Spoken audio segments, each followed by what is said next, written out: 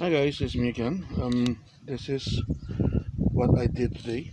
I cleaned up with the air compressor, small one, but it helps. Cleaning up all the rust. Still need a little bit more deep cleaning, which I'll be doing more in these days. For now, the next step is putting the tires back on the Blazer and get it ready to move to the other garage. Excuse me. For now, this is so far as I can get today.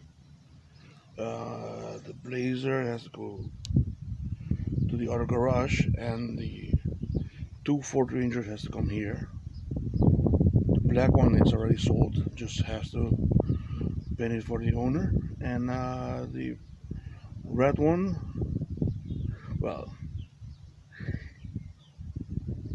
keep watching the video so you will know how we're gonna build a Frankenstein vehicle with the Red Ranger. Alright, so keep it up. Don't forget to like and subscribe. Keep watching the other videos so you can know what I am doing with these cars, where I'm gonna get with these cars,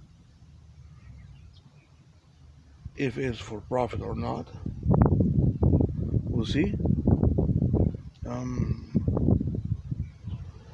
just keep watching the videos, and I hope to see you back soon. Bye for now.